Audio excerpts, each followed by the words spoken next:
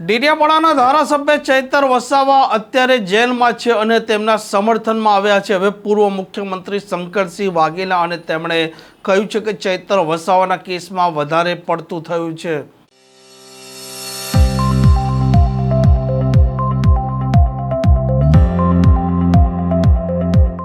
નમસ્કાર, આપ જોઈ રહ્યા છો હોટલાઇન ન્યૂઝ અને હું છું આપણી સાથે તોફિક ગાંચી। જે પ્રકારે એક ધારાસભ્ય છે તે અત્યારે જેલમાં ગયા છે અને તેમનું ધારાસભ્યનું પદ છે તે પણ જોખમમાં છે, કેમ કે 2 વર્ષથી ઉપર ધારાસભ્ય ચૈતર વસાવાને સજા પડી છે અને તેમનું ધારાસભ્ય પદ રદ કરવા માટેની જે પ્રક્રિયા છે તે પણ વિધાનસભાએ અત્યારે ચાલુ કરી છે। એટલે કે ધારાસભ્ય ચૈતર વસાવા આવનારા દિવસમાં પૂર્વ ધારાસભ્ય થઈ જવાના છે, પરંતુ જે પ્રકારે ચૈતર વસાવાનો મામલો ચાલ્યો છે, વનકર્મીને માર માર્યો છે અને જે પ્રકારે નર્મદાની સેશન કોર્ટે તેમને સજા ફટકારી છે તે પણ જેલમાં છે, તેમના પત્ની પણ જેલમાં છે અને તેમના સાથે સહિત કુલ 9 લોકો જેલમાં છે। આ મામલામાં હવે આદિવાસી અસ્મિતાનો મુદ્દો ક્યાંક ને ક્યાંક બની રહ્યું છે અને પૂર્વ મુખ્યમંત્રી શંકરસિંહ વાઘેલા મેદાનમાં આવ્યા છે અને તેમણે કહ્યું છે કે ચૈતર વસાવાના મામલામાં વધારે પડતું થયું છે।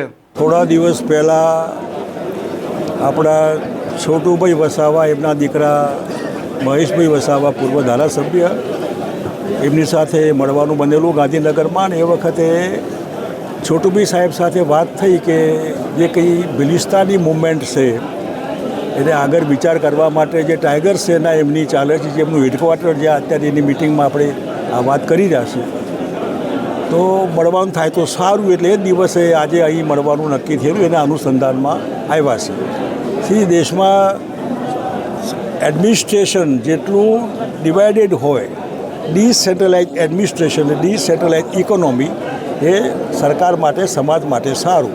એટલે વહીવટી વિકેન્દ્રીકરણ, અને એમાં જ્યારે આખા દેશમાં સૌથી વધારે જે માલિક કહી શકે, મૂળ નિવાસી, શહેર, જમીન, જંગલના માલિકો, એની હાલત એટલી ખરાબ છે આરોગ્યની બાબતમાં, શિક્ષણની બાબતમાં, પીવાનું પાણી, હા ના, લો એન્ડ ઓર્ડર, બધી રીતે માર એમના ઉપર આવે ને જેની સામે કોઈ પોતાનું કહેવાય એવું કોઈ ન હોય, એવા ઠેકાણે જો આ બિલિસ્તાન બને, જોહાર પ્રદેશ બને, આદિવાસી પ્રદેશ બને, તો એ પ્રદેશમાં ગુજરાત, મધ્યપ્રદેશ, રાજસ્થાન અને મહારાષ્ટ્ર આ વિસ્તારની 58-60 વિધાનસભાની બેઠકો થાય।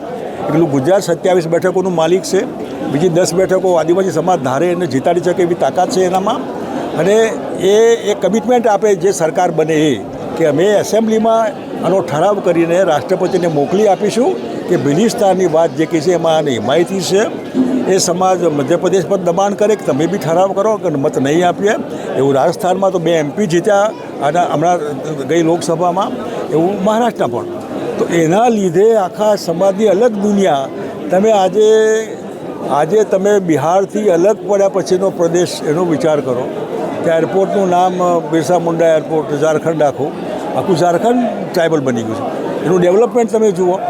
તમે છત્તીસગઢ અલગ બન્યું, એનું તમે ડેવલપમેન્ટ જુઓ, હરિયાણાનું ડેવલપમેન્ટ તમે જુઓ, હિમાચલનું તમે જુઓ। તો જો અલગ બિલિસ્તાન બને, ઘણી તકલીફ પડે, કદાચ મહારાષ્ટ્રને, ગુજરાતને તકલીફ પડે, પણ તે તકલીફના આધારે એક સમાજને આખી દુનિયા બદલાય છે, એમની આખી ભાવિ પેઢી માટે, બીજા ત્રીજા માટે એક આખી દુનિયા બદલીને પોતે પોતાના પ્રશ્નોના માલિકને એનો જવાબ એમને જ આપવાનો છે, એવું માનીને અલગ બિલિસ્તાન બને એનો હું હિમાયતી છું। અને હું ટ્રાઇબલ સમાજને અપીલ કરવા આવ્યો છું, તમે પણ કોઈ જાતના યુએન કરાય વગર કે લેકર રહેંગે ક્યાં સમજતે, કોઈ ભાજપ, કોંગ્રેસ, કોઈ પાર્ટી નહીં, અમે અમારું બિલિસ્તાન એની જે ટેકો આપે એ અમારો, અને એના માટે તમારે વિધાનસભામાં ઠરાવ કરીને મોકલી આપો। એના માટે યુથમાં એના બધા જુવાન આદિવાસી જે એગ્રેસિવ હોય છે બધા કે અમારે, અને એના માટે અમે ઘણા બધા મિત્રોની મળવાનું પણ મારે બન્યું। અમારે અલ્પેશભાઈ પુરોહિતે મિટિંગ બોલાવેલી આણંદમાં, તો 1000-2000 જુવાન છોકરા છોકરીઓ, એને બિલિસ્તાનનું સ્પિરિટ આપણને જોવા મળે, ઘણી મુવમેન્ટ ચાલે છે, એને એક શેપ આપવા માટે, એને પ્રોટેસ્ટ સમર્થન કરવા માટે ખાસ હું આવ્યો છું। અને હું મહેશભાઈનો આભાર માનું છું કે એમને આખા ગુજરાતમાંથી સરસ મજાના લડવૈયા આગેવાનોને અહીં બોલાવ્યા છે, અને એના આધારે જે કંઈ દારૂબંધી વાત છે, જે એક મજાક છે ગુજરાતમાં, આવી દારૂબંધી હોય તો એ હું ન હોય તો એ છે, માટે દારૂબંધીને અલગ એક લીકર પોલિસી બનાવો, જે લીકર પોલિસીના આધારે જેની સોર્સ ઓફ ઇન્કમ એટલી બધી છે કે જે ગુજરાતી પબ્લિકને KG to PG free education બધાને, એવી રીતે હેલ્થ, ફ્રી હેલ્થ, કોઈ જરૂર નહીં તમારી અમુક ઓફિસ, આટલી મોટી આવકનો ઉપયોગ તમે જો ખાલી બૂટલોગરો અને ડિપાર્ટમેન્ટ લઈને મજા કરવાના હોય, નાટક કરીને બાટલા બુલડોઝર ફેરવીને તોડી નાખવાના હોય, જેમાં કંઈ નીકળવાનું ના હોય. તો એવી liquor policy, scientific liquor policy, જેના આધારે ટ્રાઇબલ સમાજ જે સુખી થાય આની સોર્સ ઓફ ઇન્કમમાંથી. અને હું માનું ત્યાં સુધી જો દૂધની આવકમાંથી ખોટું ના હોય, અનાજની આવકમાંથી, મકાઈ, આ એક આવક જ છે. એવો સૌરાષ્ટ્રનો કોળી સમાજ અમારો જે કંઈ મોલાસીસ છે એમાંથી લીકર બની શકે ત્યાં. અને આ બધામાં એક પોઝિટિવ પોલિસી એવી હોય જેમાં આની સોર્સ ઓફ ઇન્કમનો પોઝિટિવ ઉપયોગ. મોંઘવારી નડે છે એજ્યુકેશનમાં, મોંઘવારી નડે હેલ્થમાં. આ મોંઘવારીનું મારણ છે. બાપુ આ વાત કરવા માટે ખાસ અહીં આવ્યા હતા. અને હું ફરી બધા સમાજનો આભાર માનું છું કે આવી ગરમીમાં બધું પડતું મૂકીને બહુ ટૂંકી નોટિસમાં એનો અર્થ કે બિલિસ્તાનની કેટલી ભૂખ છે ટ્રાઇબલ સમાજને, એમને એમનું જોઈએ છે. આપો તો માલિક જ છે સાચા, મૂળ નિવાસી એ છે, આપણે નહીં બધા.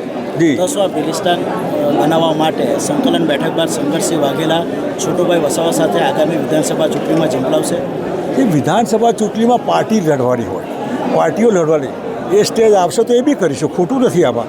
જો આ શેપ લે, આકાર લેતું હોય, બધાની ડિમાન્ડ હોય કે આ કરો તે એ કરાય. પ્રજા આપણી હાઈકમાન્ડ હોય, મારી તો છે જ. પ્રજા કહેશે એમ કરવાનું, ખોટું નથી એમાં કંઈ. અચ્છા, ચૈતર વસાવાની ધરપકડને લઈને તમારું શું માનવું છે? ચૈતર વસાવાની ધરપકડ આ એટલા માટે કે એ ભાજપવાળાનું આવું પ્રેશર જેના દેખાય એવું હોય છે કે આ દેખાઈ આવે છે. જે તમે જે હાવ એવું લાગતું હોય કે તમે આ વધારે પડતું, જેમ બંગાળના ઇલેક્શનમાં વધારે પડતું દેખાઈ આવ્યું, એમ તમે એને જે કંઈ બોલ્યા હોય એના રસ્તા ઘણા છે, પણ ગણતરી કરીને તમે 7 વર્ષનું તમે કરો, એના પ્લસ માઇનસ પોઈન્ટ હોઈ શકે, એની ભાષાનો વિવાદ હોય, બધું હોઈ શકે, પરંતુ તમે આ ધંધો કરો એ બરાબર નહીં. કોઈપણ સમાજને પીસી નાખવા માટે એ કે તમારી સામે બોલે છે, સરકારની સામે ટીકા કરે તો જન્મસિદ્ધ અધિકાર છે. સરકારની સામે ટીકા કરાય બોલાય એ બોલવામાં તમે તમારો તંત્રનો દુરુપયોગ એટલું કરો, જ્યુડિશરીનો એટલે કોર્ટનો દુરુપયોગ, પોલીસ ખાતાનો દુરુપયોગ, તંત્રનો દુરુપયોગ આ ન કરાય, વધારે પડતું છે. હું કન્ડેમ કરું છું એને. આ પ્રકારના સમાચાર માટે હોટલાઇન ન્યૂઝ આ ચેનલને લાઇક અને સબસ્ક્રાઇબ કરવાનું ભૂલતા નહીં. નમસ્કાર. આવા પ્રકારના વિડીયો તમને જોવા ગમતા હોય તો હોટલાઇન ન્યૂઝ ચેનલને લાઇક, શેર અને સબસ્ક્રાઇબ કરો.